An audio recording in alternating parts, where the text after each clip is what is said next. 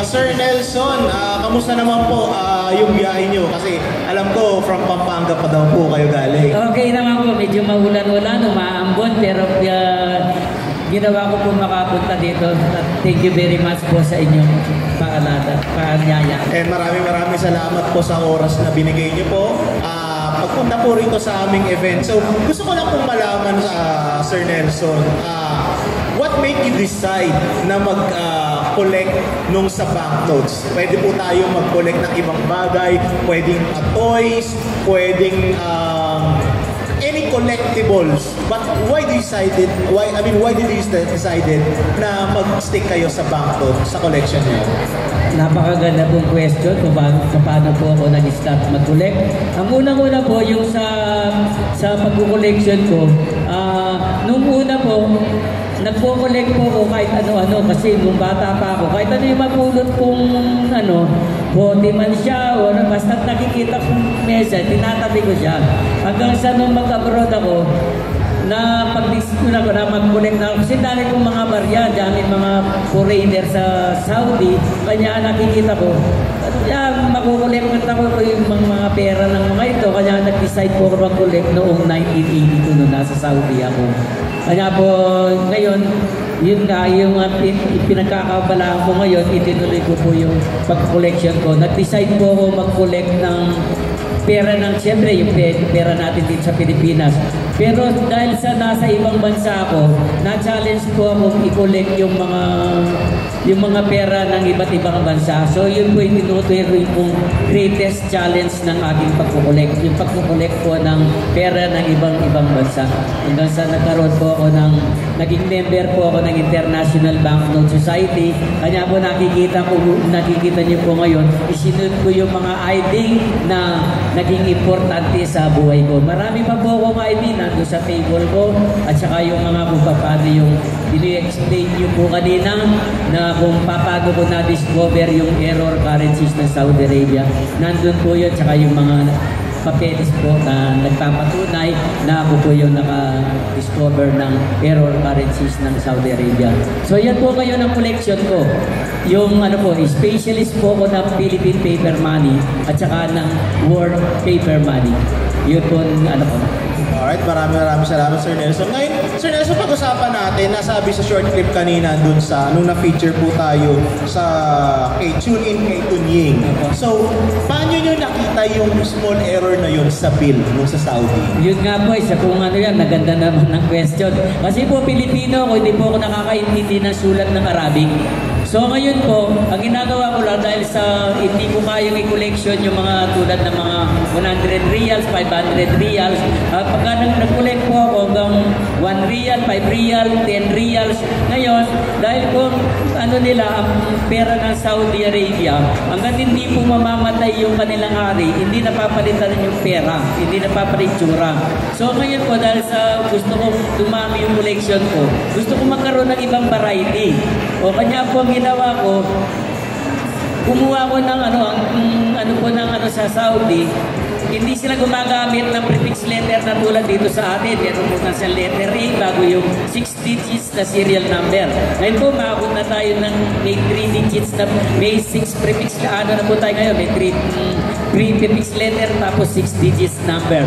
So sa Saudi po, ginagawa nila is numbering system lang po. Halimbawa, 6 tapos yung number na slash lang. Tapos 7 digit serial tapos 8 digit serial. Ngayon ang Saudi po nasa 9 digit serial na. So bawat po yun, 100 millions po ang difference nun. Naisip ko ngayon, kaya ako sila nagkakamali nitong wala kaya sila mga error nito. Yun po, dahil hindi ko po naintindihan sulat ng Arabic, ginamitan ko ng magnifying glass. Doon ko nakita, yun pong yung palang nasa top heading na nakalagay po, kumbaga sa atin, yung Central Bank of the Philippines, so Bangko Sentral ng Pilipinas, ang sa kanila po ay Saudi Arabian Monetary Agency or SAMA. Kaya ngayon, nung makita ko yun, nung pinakita ko sa bakit po ito ganito? Ito para may pagkakaiba. Yun pala yung Saudi Arabian Monetary Agency, nawalan po ng letter E. Nawalan po ng letter E po siya. Ang basa, Saudi Arabian Monetary Agency po siya. siya. Wala po yun po ang naging kasa niya, hindi siya Saudi Arabian Monetary Agency. So yung pong error na yun, na-involve po yung 1 real, 5 real, 10 reals, 50 reals at saka 500 reals. 100 lang po ang wala.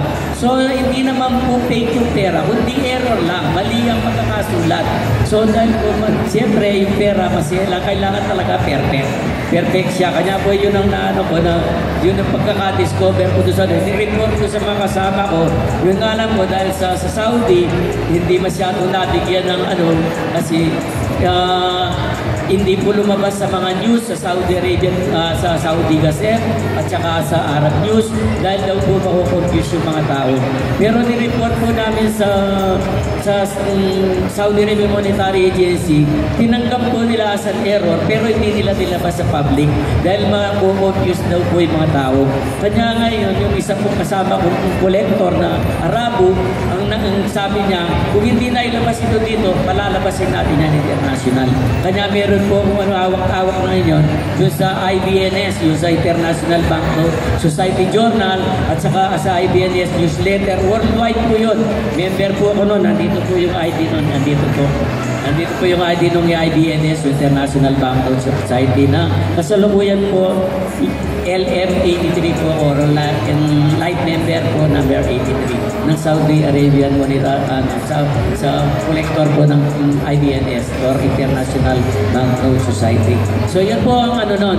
Ang nakita ko pong error, kung paano ko nataklasan yung error dahil pinagparehenan po, kinompare ko yung 6-digit serial, 7 digits, 8-digit serial, yun ko po natuklasan na meron palang error dun sa pera nila. Ngayon po, nung pagkatuklas ko ng error, i-withdraw po nila yung mga i-withdraw po nila unti-unti, kahit hindi nila sinasabi sa mga tao, unti-unting nawala yung mga error. Kinuha nila. Naging common error lang po kasi napakadami. Pagka po error dito sa atin ang mahal. Pero doon dahil sa common error lang, dahil sa napakadami, hindi na siya lumalabas na common error lang siya. Yun na nilang inuubot yung mga 500 reals, hindi na po nila kinalalabas yun para mabago yung pera. So naging dalawa po ngayon ang issue ngayon. Yung corrected at saka yung incorrect.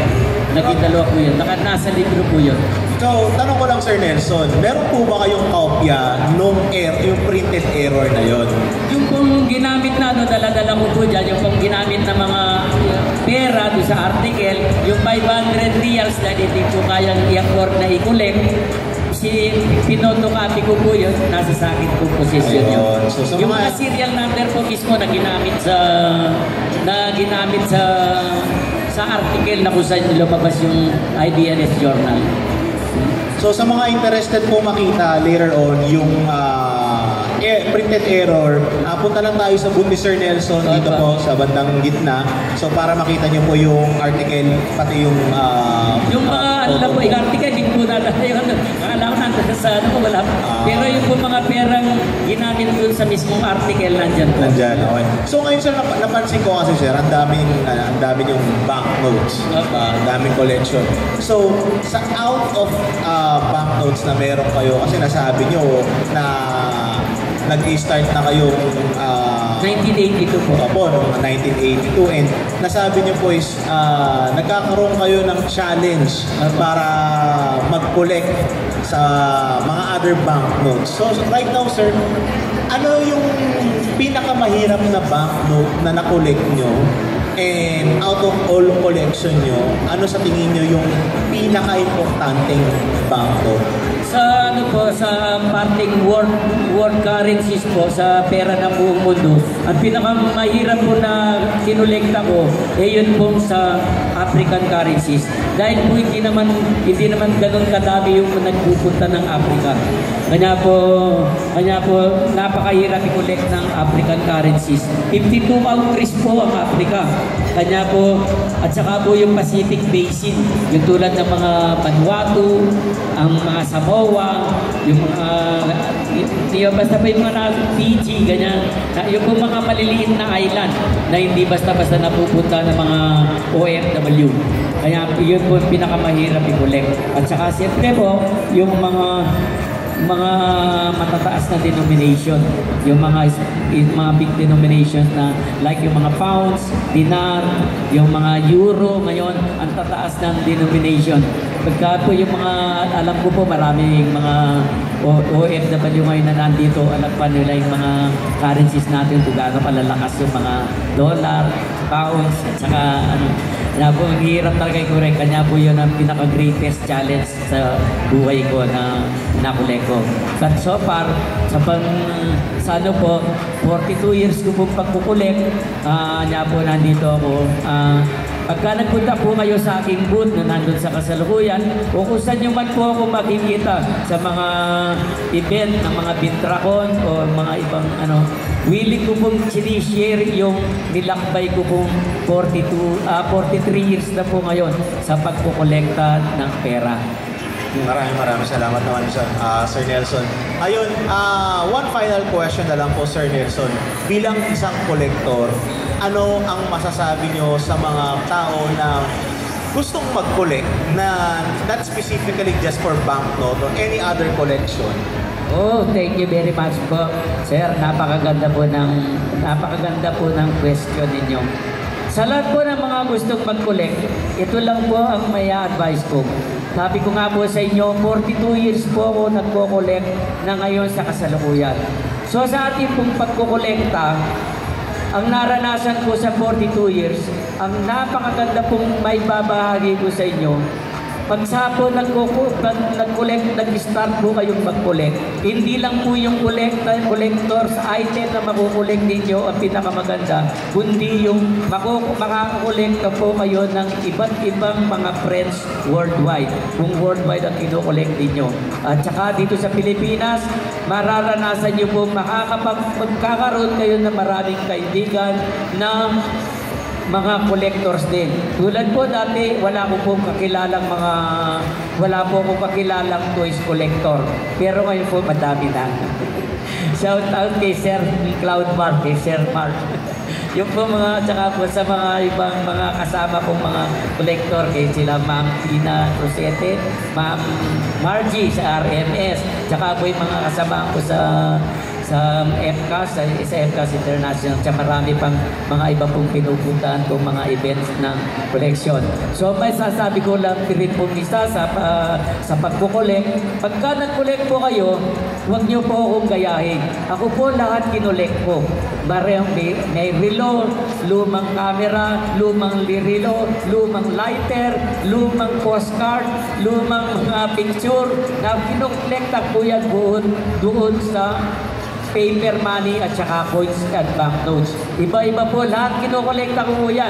Yung mga toys lang ako, wala akong madami kasi po masyado pong yung lugar namin. Kukunti lang, wala akong hindi ko ma-store yung mga malalaki ano. Mararoon din po mga gamit na mga luma at saka mga ano. Pero hindi po yun ang gusto kong sabihin sa pagkukolekt. Pagka nag-collect po tayo, piliin po natin yung saan tayo masaya kung i-collect natin. Kahit po nag-collect tayo ng candy wrapper, nag-collect tayo ng tansan o soft drinks, yung takip ng bote. Kung saan po tayo masaya, nakasama yung pamilya natin, doon po natin ituloy ang ating pagkukolekt. So, ibig ko po sabihin, pagka nag-collect tayo, napakaganda na kasama niyo po sa pagkukolekt nyo, yung asawa, at saka yung mga anak ninyo, para po nauunawaan nila yung kinokolekta ninyo. Para pagdating po ng araw na ganito na ang edad ko, katulad ng edad ko ngayon, 68 na, naiintindihan po ng mga anak nyo yung inyong kinokolekt. At pangangalagaan po nila yon. Dahil alam nilang minahal niyo yun ng matagal na panahon. Ngayon po, yung tulad ng kinokolek ko ngayon, 43 years na po ako nagkokolek. Ngayon po, yung kinokolek ko, hindi ko kasama yung mga anak ko yung ganyan.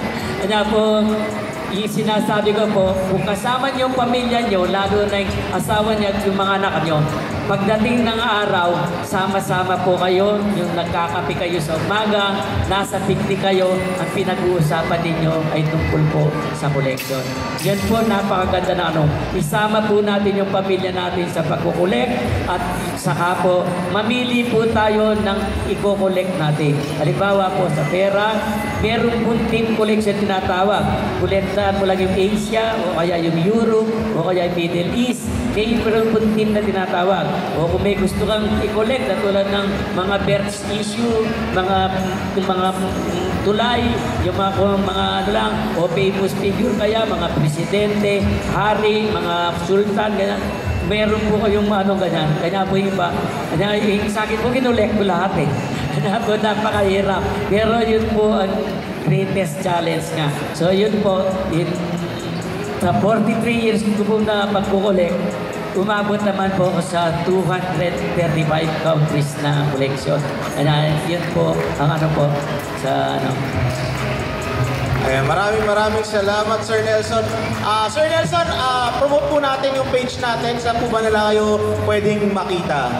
Ayun po. Meron po akong yung booth ko po nandun po yung mga binibigay, may ano po yung mga call card ko.